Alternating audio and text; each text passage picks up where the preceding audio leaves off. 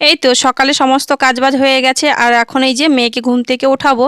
আর ওকে ঘুম থেকে উঠিয়ে দেখো একটু সেদ্ধ ভাত বসিয়ে দিলাম। আজ হচ্ছে শ্রাবণ মাসের দ্বিতীয় সোমবার, সেই জন্যই কিন্তু আজকে বাড়িতে সারাদিনই নিরামিষই রান্না হবে, তো ওই জন্য একটু সেদ্ধ ভাত বসিয়ে দিলাম। এদিকে লঙ্কাগুলো না কেমন একটা পচে গেছিলো, তো সেই জন্য দেখো একটু বেছে বেছে লঙ্কাগুলোর বোখা ছাড়িয়ে নিয়ে এই যে টেবিলের তলায় রেখে দিলাম। এরপরে মেয়েকে স্নান টান করিয়ে খাইয়ে দাইয়ে দেখো স্কুলের জন্য রেডি হয়ে গেছে, এখন ওকে স্কুলে দিতে যাব। একটু আগেই বৃষ্টি হয়ে গেছে জানো, আর এই বৃষ্টির দিনে কাদা প্যাচ প্যাচে অবস্থা না, কোথাও যেতেও ভালো লাগে না। তো যাই হোক, দুপুরে রান্নাটা তো করে নিলাম, তোমরা দেখলে। মেয়ের জন্য একটু ডাল করেছিলাম আর একটু ঢেঁড়স চচ্চড়ি। সন্ধেবেলা বরমশাই দেখো নারকেল ছাড়াতে বসে গেছে, আর প্রচুর বৃষ্টি হচ্ছে বাইরে সন্ধে থেকেই, মানে ওই সন্ধে 6টা থেকে প্রচুর বৃষ্টি হচ্ছে। আর বৃষ্টির দিনে না একটু পিঠে পুলি বলো বা চিকেন এগুলো খেতে কিন্তু বেশ ভালোই লাগে।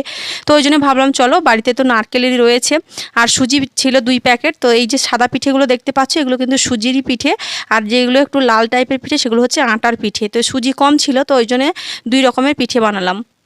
তো দেখো পিঠেগুলোকে আমি কিন্তু এই যে গরম হাঁড়িতে করে গরম জল বসিয়েছি, তার উপরে দেখো ঝাড়া বেলাটা দিয়ে দিয়েছি, আর তার উপরেই পিঠেগুলো দিয়ে দিয়েছিলাম। দেখো কত সুন্দর হয়ে গেছে পিঠেগুলো।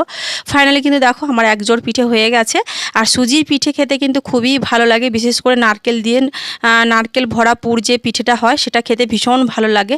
তো এদিকে দেখো আর একবার দ্বিতীয়বার আমি দিয়ে দিচ্ছি, এটা দিয়ে দিলেই কিন্তু আমার পিঠে বানানো কমপ্লিট হয়ে যাবে। আর এই বৃষ্টির দিনে গরম গরম পিঠে খেতে খুব খুব ভালো লাগে।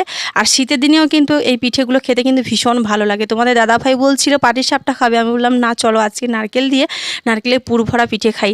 তো ফাইনালি এই যে আমার পিঠে বানানো কমপ্লিট। তোমাদের দাদাভাইয়ের শরীরটা একটু খারাপ রয়েছে, ওর না গ্যাস অ্যাসিডিটির প্রবলেম হয়ে গেছে, সেজন্য এরকম হাঁটাহাঁটি করছে।